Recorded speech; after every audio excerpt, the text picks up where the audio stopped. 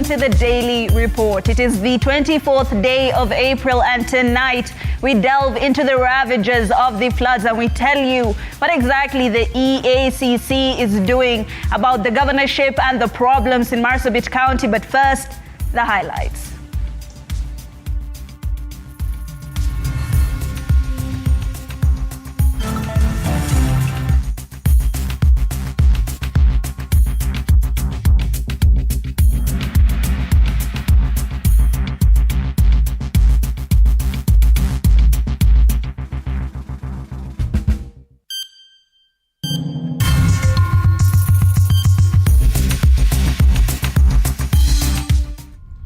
Tonight, another day of alarming scenes of Kenyans overwhelmed by raging flood waters. Because normally ilikuwa compound tu imejaa maji, but sai imeingia hadi kwa nyumba. Ukuta zimebomoka on both sides, both neighbors were left na right. As authorities scramble to respond to the crisis, amid furious finger-pointing over a lack of preparedness. Also tonight, EACC officials descend on past and present leaders of Marsabit County over corruption allegations, with the major arrests of former and current Marsabit governors and top officials, a sign of serious intent from the anti-corruption body. And the recent revelations of the new salary and allowances meant for the position of chief administrative secretaries, fury and censure rage, forcing key stakeholders to beat a hasty retreat over the hot potato proposals.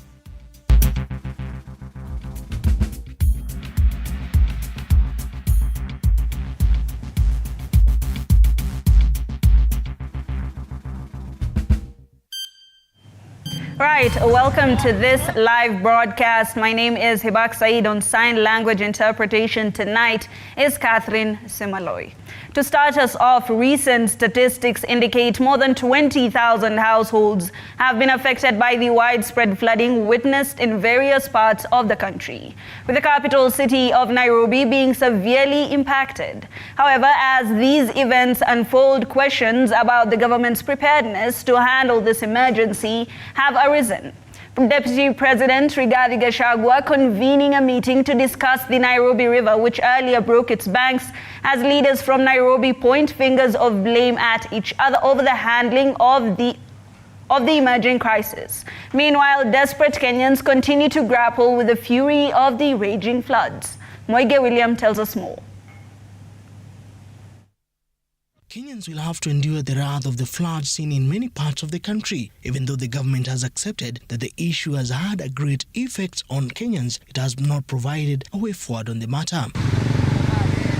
The Nairobi River, alongside other rivers that broke banks, was the subject of an urgent meeting convened by Deputy President Rigathi Gachagua. The negative impact of flash floods has been devastating. Houses have collapsed and washed away. Livelihoods have been destroyed. Nairobi, the city under the sun, has not been spared. Nairobi County has experienced significant impact of the devastating effects of floods, with residents in various areas left homeless after the Mathare, Ngong and Nairobi rivers overflowed.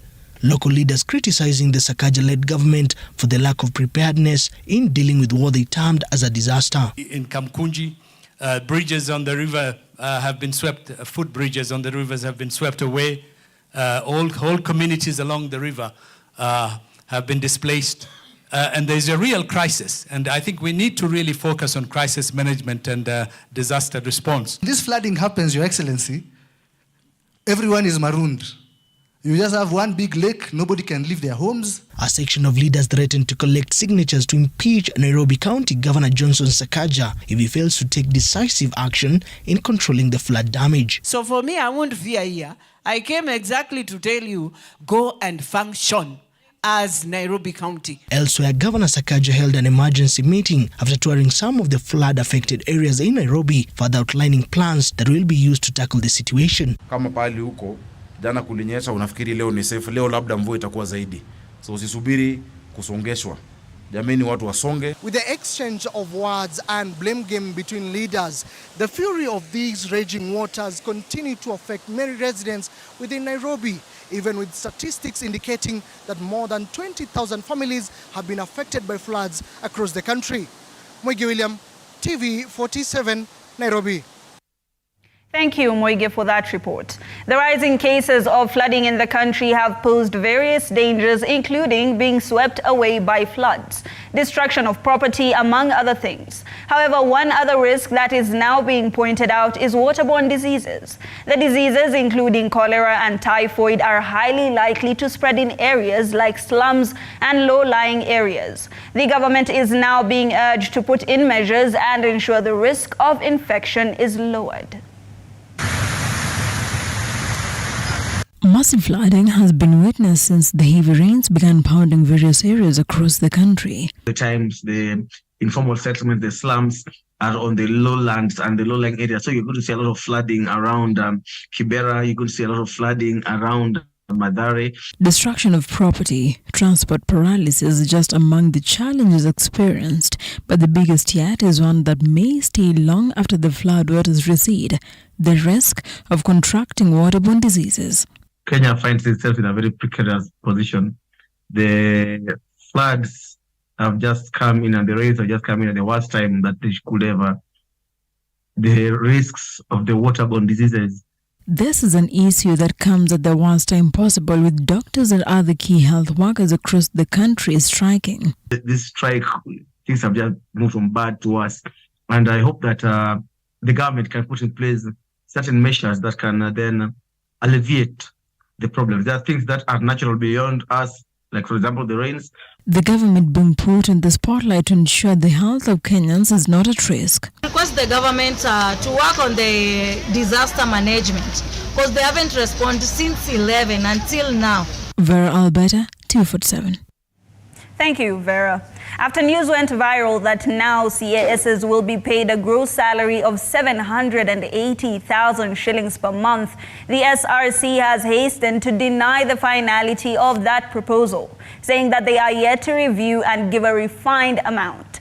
According to SRC Commissioner Nelly Ashubwe, there will be no layoffs as they prepare to reduce the Commission's expenditure from 47% to 35%. Kuna vitu vingine vilisema hapo mbeleni ya kwamba SRC imetenga mshahara wa 780,000 shillings kwa kazi ambayo hata haiko. Kazi ambayo hata haiko. Kwa sababu hiyo kazi haiko, SRC haijatengeneza huo mshahara. Kwa sababu mimi kukaa chini kutengeneza mshahara wako, lazima Public Service Commission iniletee request kama SRC, niambie tuko na hii kazi kwa serikali, naomba ututengenezee job group na utuwekee mshahara na marupurupu. So, Nelly Ashubwe, a commissioner from SRC, has cleared that the commission is yet to settle on the CAS salary proposal of 780,000, intimating that the commission is waiting on the PSC to outline the job description for the CAS. Unasema Ashubwe, umekana mshahara huo wa laki 7. Hatujawahi tengeneza mshahara kama huo. Utatengeneza mshahara wa kazi ambayo haiko kwa serikali, my friend. Huyo mtu ambaye ataandikwa kama kazi atakuwa anafanya. Huwa tunafanya kile kitu inaitwa evaluation. Tuna evaluate. Tukisha evaluate tunapata mark fulani, tunapata job group, alafu tuna attach mshahara na marupurupu. Hivi unasema kwamba SRC bado hamjapitisha mshahara wa katibu andamizi kuwa laki 80? Hatujafanya hivyo kwa sababu hiyo kazi haiko kwa serikali kwa sahi. Haiko. Ikiwa tutaletewa request na tutawajibika.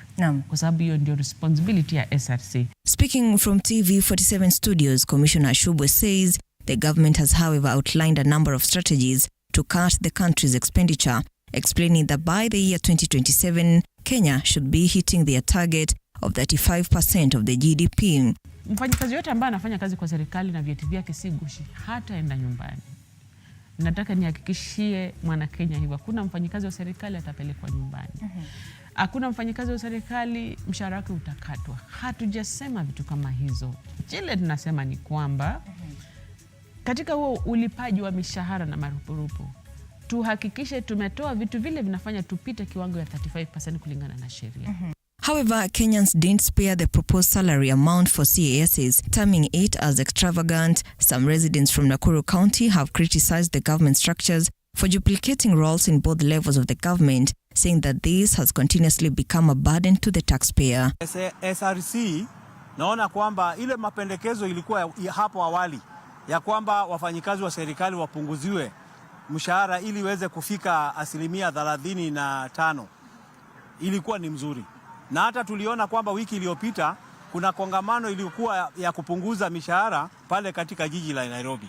Lakini hii Kenya yetu vile nimeona ni kana kwamba kuna watoto wa mgongo na watoto wa tumbo.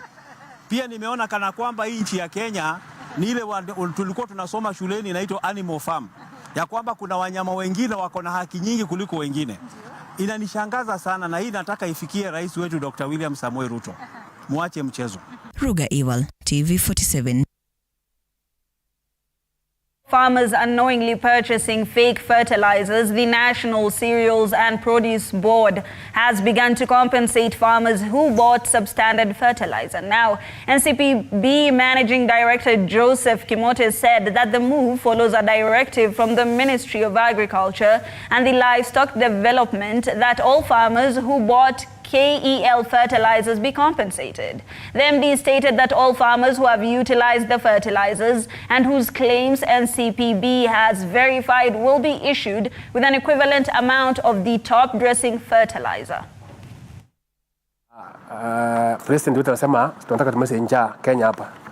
Na njaa kumaliza ni kupata fertilizer nzuri ndio tupate mazao. Sisi ni wakulima.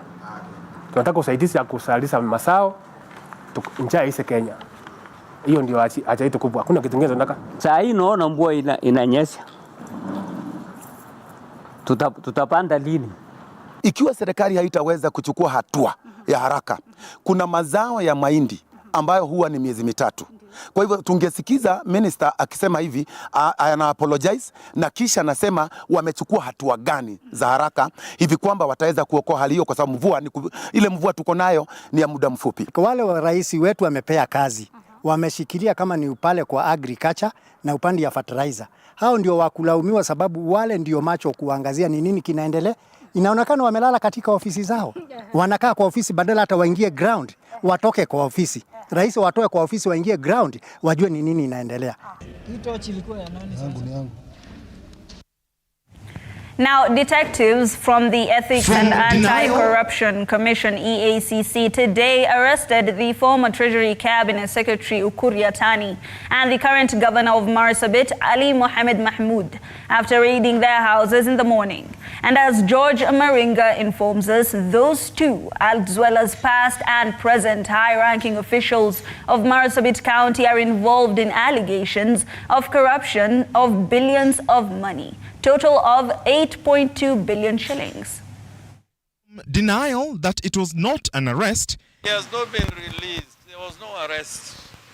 That's why we are saying the circumstances under which they came to his premises, his residence, calls a lot into question. If they wanted us to assist with the investigations, they should have made that clear in the beginning.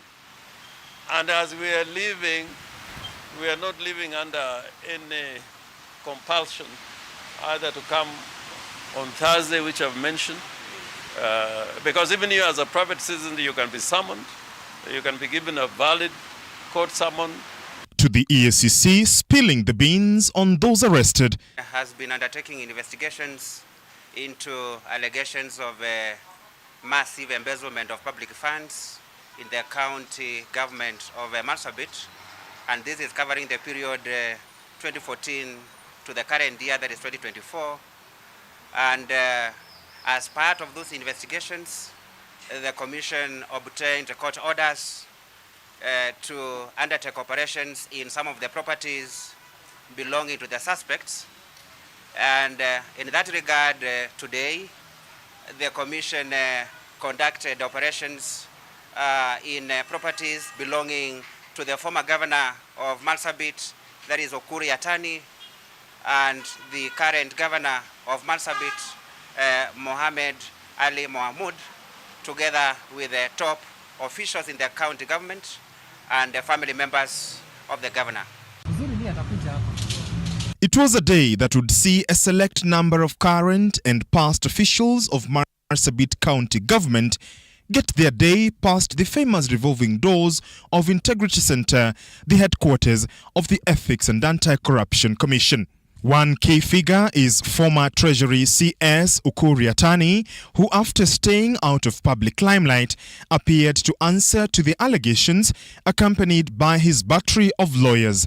Earlier reports had indicated that he had been arrested over alleged embezzlement of funds during his tenure as the first governor of Marsabit County. They raided his home at about 5 a.m. They raided his wife's office, where he's not even part of, and some of the family members, in such a way as to depict as if he was not willing to cooperate. As a former governor, as a former minister, as a law-abiding citizen, our client is willing and would be willing to attend any time without compulsion.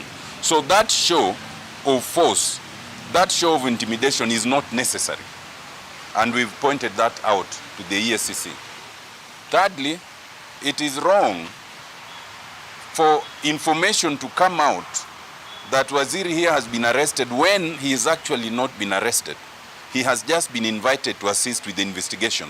However, according to the ESCC, others who had questions to answer alongside Ukur Yatani are Alamitu Guyo, spouse to Marsabit Governor Ali Mohamud Mohammed, Rukia Abdikadir, spouse to Marsabit Governor Ali Mohamud Mohammed, Zaituni Ali Nuro, procurement officer at Marsabit County Government and director of two private companies, namely Latuwaya Enterprises and Patron Investments Limited, Alex Alikuni, director of Imperial Link Enterprises Limited, and Ibrahim Doko Yatani, director of Al Habib Enterprises. At the ESCC Isiolo Regional Office, other officials were on the radar. Marsabit Governor Mohamud Ali was grilled alongside Malicha Boru Wario, CEC Finance Marsabit County Government and director of two private companies allegedly used in the fraudulent schemes, that is Lelia Enterprises Limited and Arthur Gila Enterprises Limited. Godana Halake Sora, Principal Administrator at the Governor's Office and Director of Kurti General Contractors. Hukawaku Bidu, Director of Burga Ventures Limited and Ororo Company Limited, as well as Umuro Gufu Sharamo, Director of Marsabit Investment Limited. However, what is not very amusing, and I must say this, is that the manner in which they brought us here, the dramatic procession to Isiolo, was not necessary at all. Because I was told just to confirm whether these are the documents I saw in the morning or they collected in the morning, which I did. I could easily have done it there. I am a public figure. I can't run away from government summons. I will always comply. So, who is to be pleased on that is something that I really wonder. Ukur Yatani will be appearing again at Integrity Center on Thursday, 2nd May. After what has been described as a dramatic day with a dramatic turn of events, with each side maintaining their ground, at the center of it all is billions of shillings and a public that wants answers. George Maringa, TV47, Nairobi. Thank you, George Maringa, for that report. And on that note, we go for a very short break. When we come back, more news than the marketplace. Don't go too far.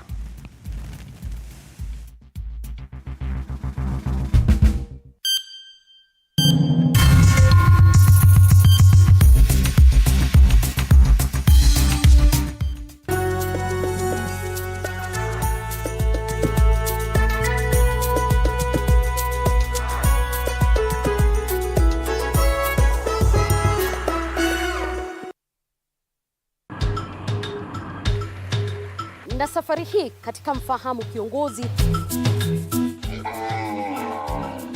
tutakuletea viongozi aina mbalimbali. Nikuwe na Nisani kama 10 na pia nikuwe menua minibus. Minibus niko niwa. Kushinda unaangalia simu ya mzee. Soma Biblia ama ingia kwa washroom ujisugue. Mpaka nimetoa hivi. I don't know whether any of my children would want to get into the political field. Sijajua bado. Kila Alhamisi saa 1:30 kuendelea.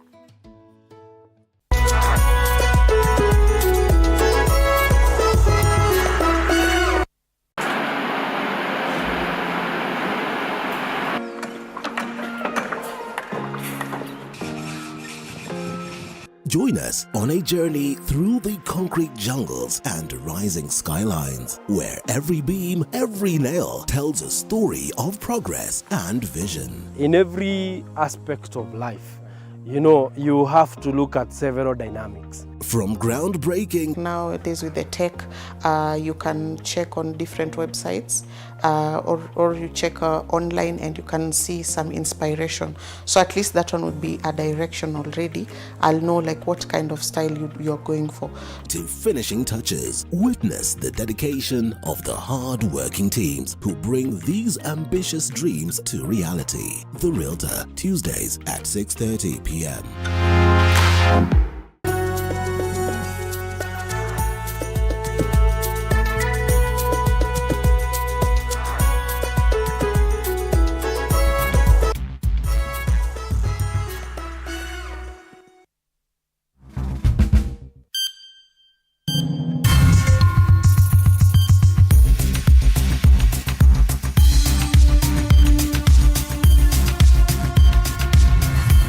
All right, welcome back to the Daily Report.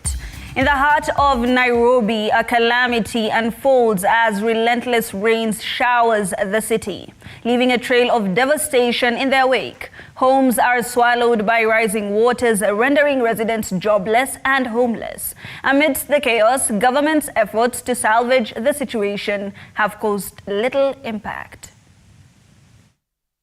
The recent deluge in Nairobi County has plunged the capital into chaos, the flooding wreaking havoc on its residents. Scenes from Thome Estate depict a grim reality where homes are submerged and the lives of many are upended. The relentless rainfall has surpassed all expectations, leaving a trail of destruction in its wake. Hapa maji imejaa kutoka mtoni, imeenda kama 100 meters wide.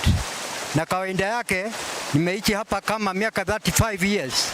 Na sijaona maji hii imetoka mtoni inafika kwenda katika mita hizo zote. In Kahawa West, the situation mirrors the plight of Thome Estate as houses are swallowed by rising waters, leaving families displaced and desperate for refuge with no immediate solutions in sight. Tarajia hii floods itafika hapo, lakini nafikiri ni ile mto ulijaa sana. So tulikuwa wote, tuko na watu wote, hizo plots zote vile mnaona hiyo maji. So tulingangana tukajaribu vile tunaweza weka hata vitu zingine juu, lakini ikakosekana. Hiyo maji ikawa imetushinda nguvu. So kuna watu vitu zimeenda.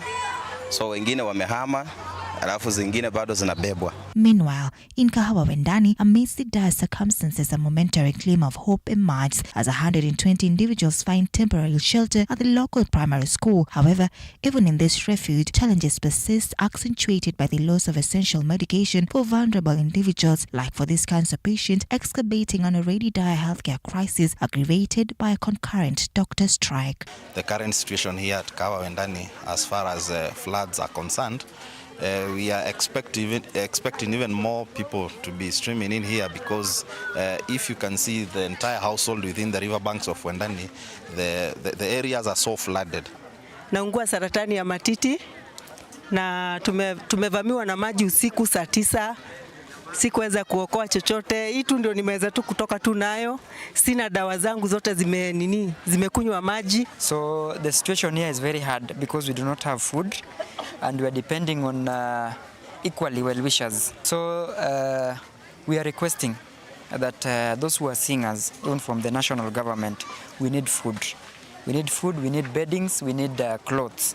President William Ruto has directed that the relevant authorities, including the Ministry of Interior, to immediately respond to the situation caused by the floods in the country. According to President Ruto, they are expected to immediately set up multi-agency response efforts to salvage the situation. Nairobi Governor Johnson Sakaja on Sunday noted that all the emergency response teams, including Nairobi City Water and Sewerage Company, Health, Wellness and Nutrition, have been deployed to the affected areas in the county to provide the necessary support and manage the situation as it stands. Nairobi is on the brink in the face of this catastrophe as its people grapple with the aftermath of nature's relentless fury. Ann Odida, TV47.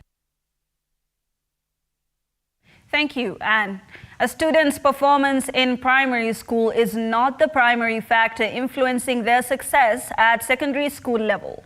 This is according to a secondary school survey conducted by the Usawa Agenda lobby group that analyzed various types of schools in the country, including private and public schools.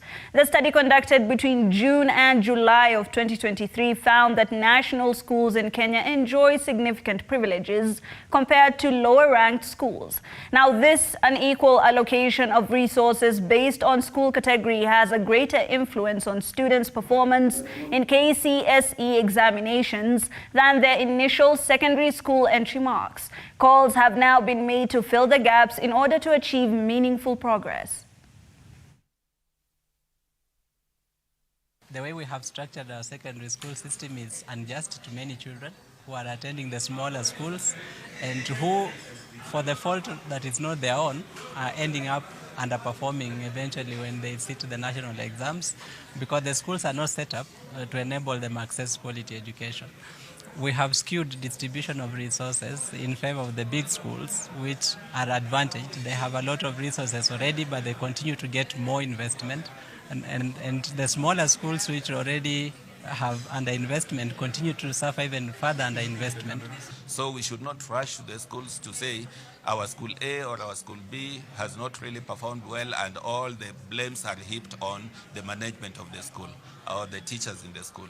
It is important that all these factors, as we look at them, environmental factors, we look at the issues of infrastructure, we look at the issues of learning materials, quality learning materials, we look at the issues of availability of that is the children attendance to school, because the report has really even come up with clearly on attendance and retention of children to school before they do exams. So all these factors contribute to the results and the outcomes that we expect in school. Tonight, members of parliament have proposed amendments to the IEBC Amendment Bill of 2024, contrary to Azimio leader Raila Odinga's proposal that the NADCO report and its implementation bills be implemented without amendments. Among the contentious issues was the leadership of the commission, tenure of the IEBC chief executive officer, and the composition of the selection panel. Apollo Kamau reports. Members of the National Assembly found themselves in a catch-22 during the second reading of the IEBC Amendment Bill 2024 on whether to amend the first of the 9 NADCO bills, a negotiated bill sponsored by Majority Leader Kimani Ichung'wah and Minority Leader Opiyo Wandayi, and which Azimio Leader Raila Odinga wants Parliament to approve without any amendments. MPs want the position of IEBC chair to be opened to other professions, not just lawyers, amid divisions on whether the chairman of the commission, whom the bill vests powers across the board, can delegate his powers to the vice chair. I believe any Kenyan of good standing can be the chairperson of IEBC. Azimio and Kenya Kwanza MPs were also divided on the tenure of the chief executive, which is set for a 3-year renewable term, with a section of MPs supporting a 6-year non-renewable term, accusing former IEBC chair Ezra Chiloba of running a one-man show at the commission. We hire commissioners today. Those commissioners will not be expert enough to run the elections in 2027. The people who actually manage the elections are the technical staff. Also drawing calls for amendments is the IEBC selection panel, which has been expanded from 7 to 9 to accommodate political parties to be domiciled in Parliament instead of under the presidency. In order for us to be seen to be carrying out a fair job, we are recommending that the selection panels, their budgets and administration be domiciled in Parliament.